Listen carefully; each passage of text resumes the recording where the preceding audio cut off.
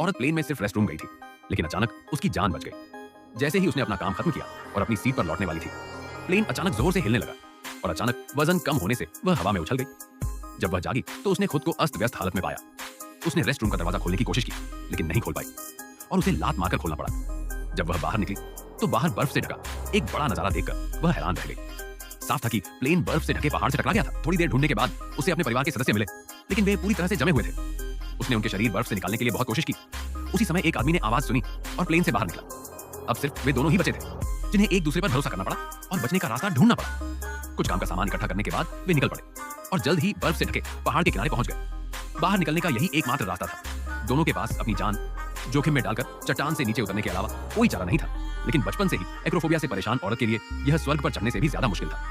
पैर फिसलने से वह लगभग गिर ही गई थी, लेकिन किस्मत से उस आदमी ने उसे पकड़ लिया। बहुत कोशिश करने के बाद दोनों आखिरकार आधे रास्ते तक पहुंच गए, लेकिन यहाँ की चट्टान ऊपर वाली चट्टान से 10 गुना ज्यादा मुश्किल थी। औरत को नीचे देखते ही चक्कर आ गया, इसलिए उन्हें सीढ़ियों के साथ किनारे की ओर जाना पड़ा। कुछ कदम चलने के बाद औरत एक बड़े पत्थर से रुक गई और आगे बढ़ने की हिम्मत नहीं कर पाई। उसने नीचे चट्टान की ओर देखा और इतनी डर गई कि हिल भी नहीं पाई। आदमी के पास उसे खींचने के लिए हाथ बढ़ाने के अलावा कोई चारा नहीं था। हालांकि औरत के पैर पहले से ही कमजोर थे, लेकिन जिंदा रहने के लिए उसके पास मौत से लड़ने के अलावा कोई चारा नहीं था। वह आखिरकार पार करने में कामयाब रही, लेकिन आगे बढ़ने की चाहत रखने वाले आदमी को लगा कि अब छिपने के लिए और कोई चट्टान नहीं है। दोनों अब पहाड़ के आधे रास्ते में फंस गए थे, आगे या पीछे नहीं जा पा रहे थे। मुश्किल के एक पल में आदमी को अचानक एक आइडिया आया। वह नीचे कूदी और एक पेड़ पर सुरक्षित रूप से गिर गई। पेड़ ने उसके गिरने को सहारा दिया और वह आदमी बच गया। उसने जल्दी से औरत को बताया कि यह तरीका काम कर गया और उसे पेड़ की तरफ नीचे कूदने के लिए कहा, लेकिन यह औरत के लिए बहुत मुश्किल था, जिसे ऊंचाई से डर लगता था। आदमी की हिम्मत बढ़ाकर वह फिर भी कूद गई और सीधे उसके चेहरे पर गिरी। जब आदमी उठा तो उसने देखा कि उसका फोन भी टूटा हुआ था।